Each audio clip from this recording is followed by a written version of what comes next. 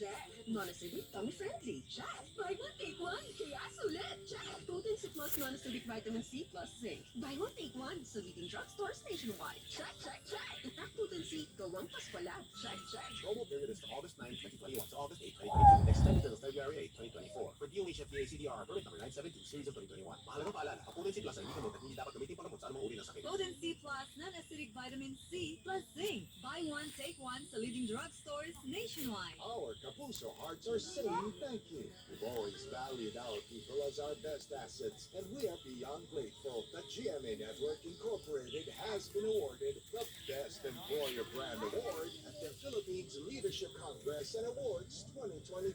Thank you for this recognition and the inspiration to continue being the best partner to every Kapuso who makes GMA Network the leader in promoting the best in the Filipino. My name is Margie Estoria, public school teacher. Habang buntis ako, nag-dress ako. Hindi ko napasok kita dun sa ilaw program na yun na lang. Care talaga sobrang siksik. Kung wala yun, hindi ko matutulungan yung anak ko. Generation. If symptoms persist, consult your doctor. Ang bagong lasang pinili ng regular beer drinkers, Paraiso Beer Bighani. Bagong Paraiso Bighani. Aromatics at refreshing. Croma.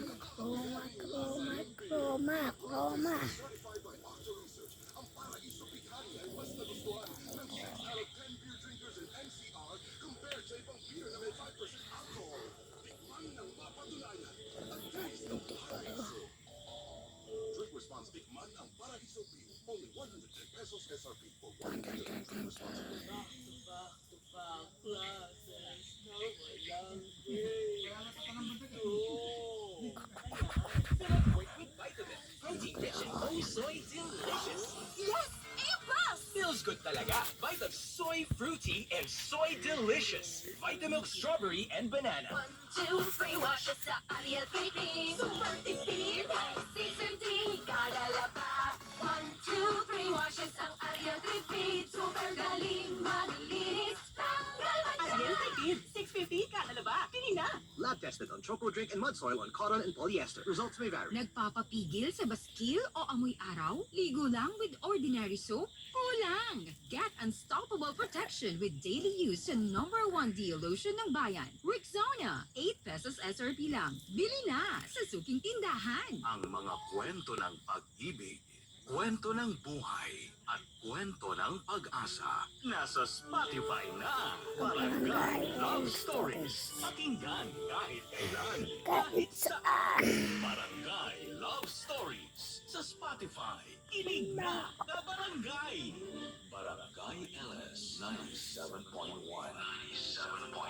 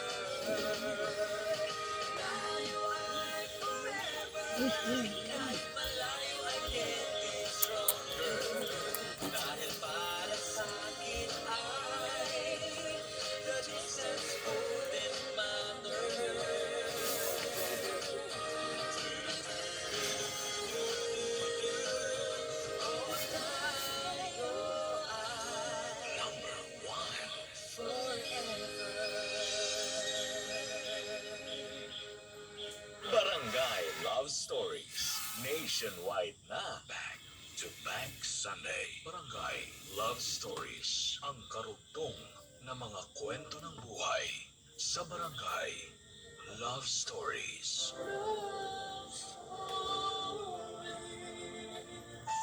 Pero hindi rin naman po gaano kaperpekto ang aming relasyon na mag-asawa dahil minsan po kaming sinubok ng pagkakataon. Lalo na nga nang bumalik sa buhay ng mag-ama ko, ang nanay ng anak ni Tori. Nang mga panahon na yon ay nasa punto na rin po kami na desidido na akong ampunin ang batang itinuring ko ng parang sa akin ng galing. Papadudot, kaya nga malaking dagok ang pagbabalik at panggugulo ni Beatrice sa pamilya namin. Don't get me wrong, ayoko pong magpakakontrabida sa buhay ng mag-ina dahil alam ko na sa batas ng tao at kahit saang anggulo nating tingnan, ay si Beatrice pa rin ang mas may karapatan sa batang siya mismo ang nagsilang. At ng mga panahon na yon, papadudot ay umaasa po kami ni Tori na baka nagbago na siya. Kaya nga hindi na rin kami noon nagdalawang isip na bigyan siya ng tsansa na makita at makilala ang kaisa-isa niyang anak, Papa Dudu.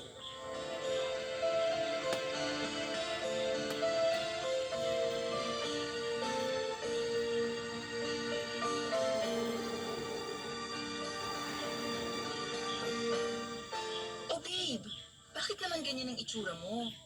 Tungkol na naman ba to sa pagpayag nating isama ni Beatrice si Leila? Hindi ko lang kasi mapigilang isipin kung tama bang desisyon natin ipakilala si Leila sa tunay niyang nanay, babe. Para kasing may isang bahagi ng pagkatao ko na nagsasabing dapat hindi na natin yun ginawa. Babe, naiintindihan ko kung bakit ka nagkakaganyan. Pero magtiwala ka na lang dahil komportable naman ang anak mo sa mama niya. Pero hindi ba masyado mabilis ang lahat para sa anak natin?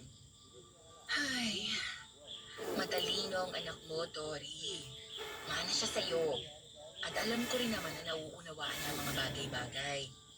Oo, bata pa siya pero nandito naman tayo bilang mga magulang niya para gabayan siya, di ba? Natatakot lang kasi ako na baka mapalayo sa atin si Leila dahil sa pagbalik ni Beatrice sa buhay niya. Ayoko maging masamang tao, babe. Pero magsisinungaling ako kung hindi ko sasabing nakaramdam talaga ako ng inis dahil bumalik pa sa buhay namin ang anak ko. Matapos ang lahat ng ginawa niya noon. Hindi ba pwede na hindi nila magkus ang landas nila ng anak natin kasi hindi niya deserve na makilala at makasama si Leila. Naiintindihan ko naman ang pinanggagalingan mo. Dahil hindi nga naman madali yung lungkot at sakit na pinagdaanan mo noon. At kung ako ang tatanungin mo, syempre, may karapatan kang magalit at mainis kay Beatrice. Pero hindi mo ba naisip na magiging unfair naman tayo kay Leila kung hindi natin hahayaan na makilala niya ang babaeng nagsilang sa kanya? Pero hindi niya pa rin deserve na maging nanay sa anak ko. Oo, nandun na tayo na sa kanya nang galing si Leila. Pero kahit kailan, hindi naman siya nagpakananay, babe. Ayoko lang maranasan ni Leila na iwan siya ulit ni Beatrice.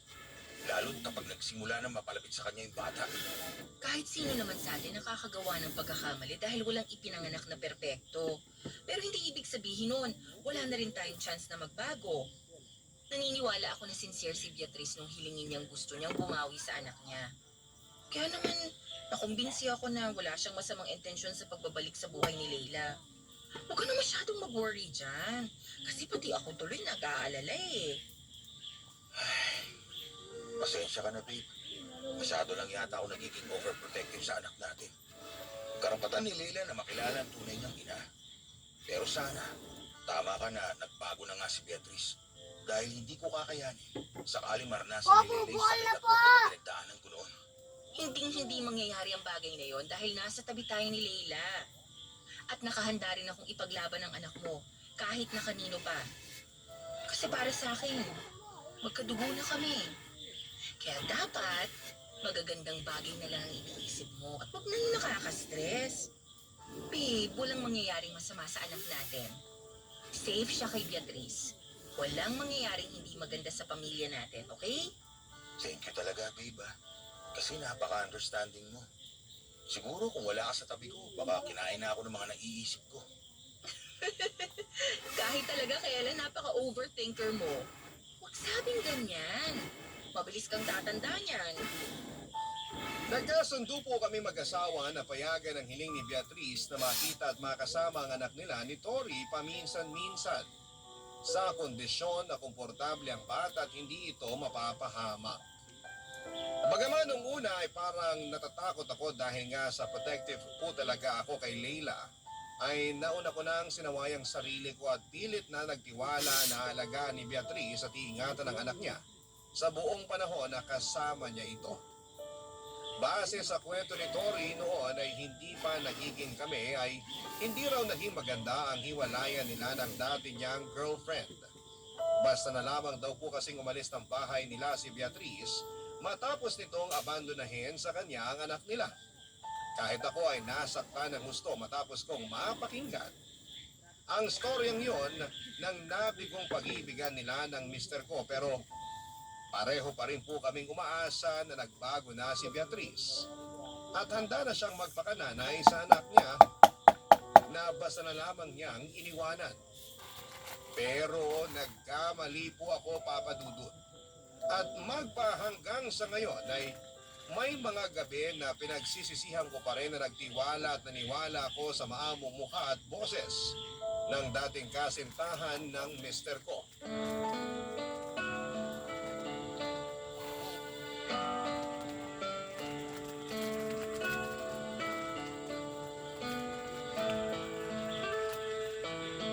Beatrice, thank you sa pag-aalaga at pagsama mo kay Leila, ha? Kung alam mo lang na ang dami niyang magagandang kwento sa amin ni Tori tungkol sa pinuntahan at pinasyalan ninyo. Sobrang saya ng bata, ha? Aba, syempre, responsibilidad ko bilang nanay ni Leila na dalhin siya at ipasyal sa magagandang lugar. Kwento nga niya sa akin, matagal-tagal na raw simula nang magkaroon kayo ng family bonding na tatlo. Oo. Yun yung nagpunta kami sa beach. Medyo ilang buwan na rin ang nakakalipas. At oo, hindi na namin siya masyadong nailalabas ni Tori ngayon dahil busy din kami sa work. Pero, di ba dapat kapag nanay ka, sa bahay ka lang, para mas maaalagaan at mapagtutuunan mo ng atensyon ng anak mo? Alam mo, sa nakikita ko kasi, hindi mo kaya maging nanay ni Leila kung mas inuuna mo pa yung trabaho mo. Beatrice, hindi ko naman pinapabayaan si Leila. Kahit na busy ako sa trabaho, sinisigurado ko na ako pa rin ang naghahatid sundo sa kanya sa school. Ako rin ang naghahanda ng almusal at pananghalian niya. Kaya anong karapatan mo para sabihin wala akong kakayahan na maging nanay niya? Aba, at ikaw pa talaga ang may ganang magmalaki sa akin? Samantalang sa ating dalawa, ikaw tong mas walang karapatan sa anak ko. Baka nakakalimutan mo, Maria. Ako ang nagluwal sa batang yon. Ibig sabihin, sa akin siya, hindi sa'yo. At huwag mo rin pagmalaki na asawang mo na si Tori, ha?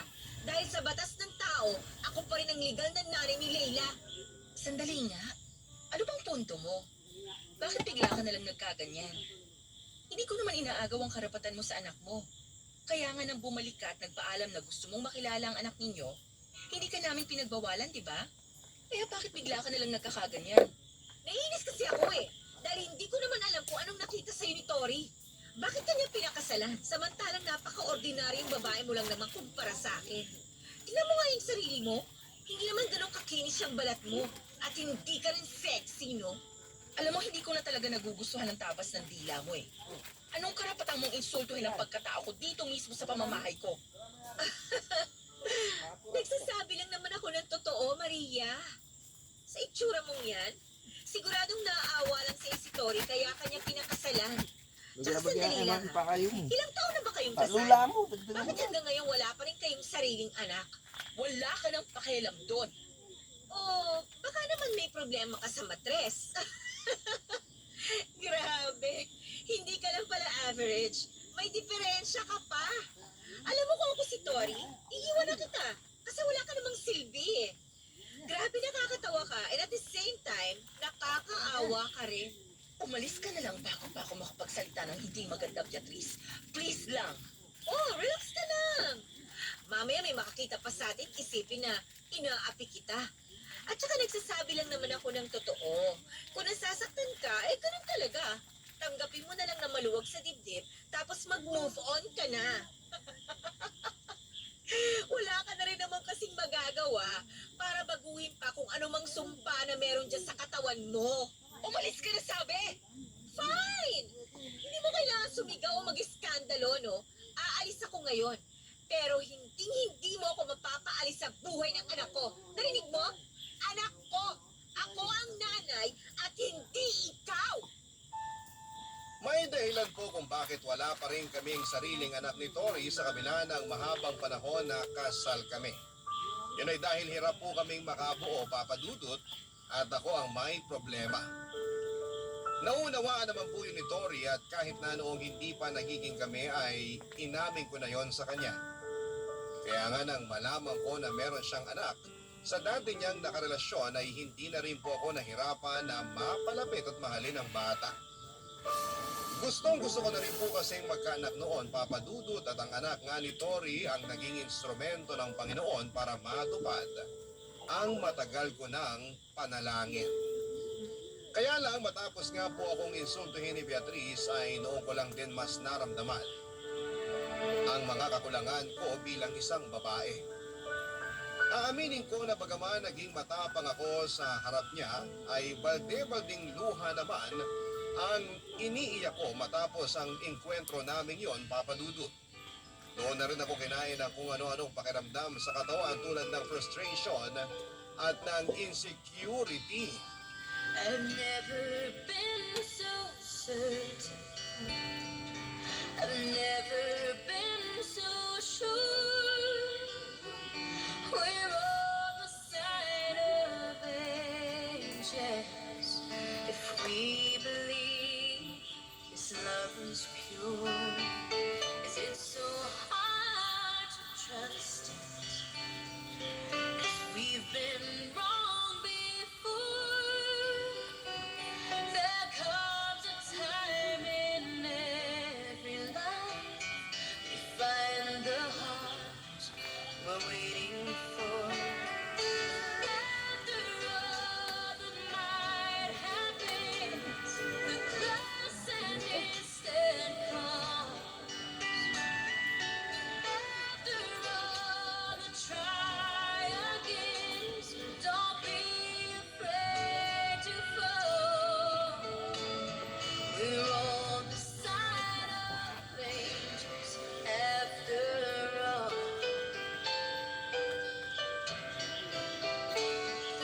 Every time you touch me,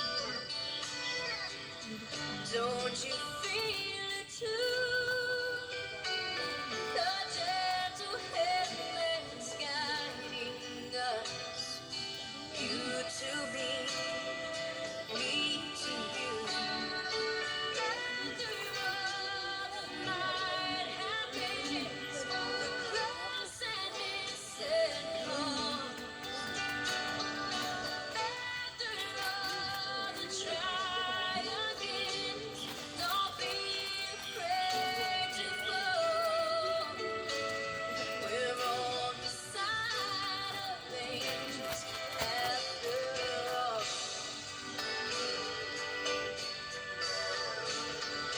Heaven only knows why this took so long, but only heaven knows the love is right around.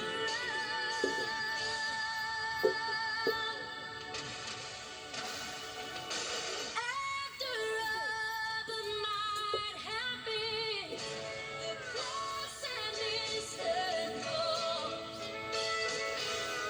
After all the try again, don't be afraid to fall.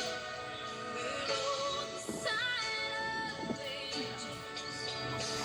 We're on the side of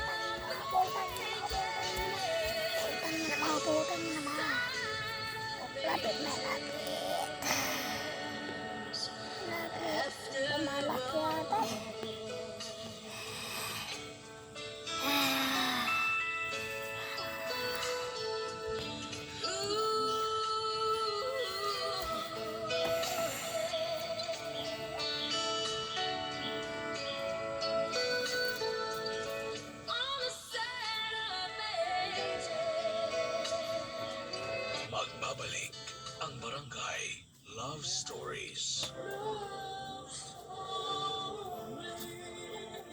Forever.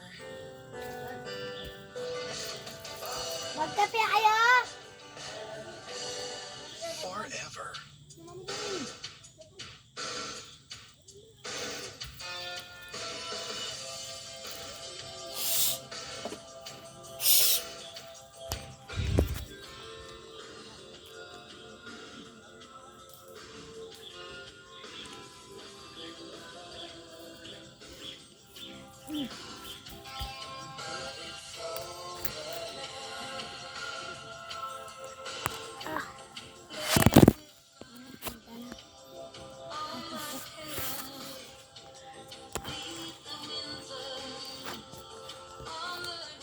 Oh, diba?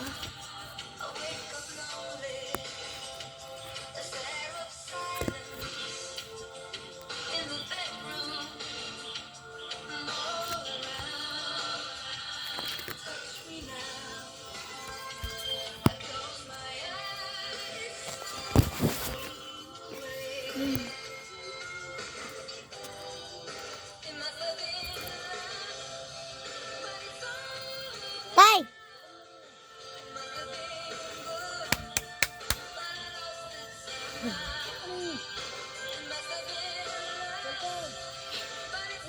Ano? Magbibideo na kayo. Yung kape, ne? Kinain ko na, din ako.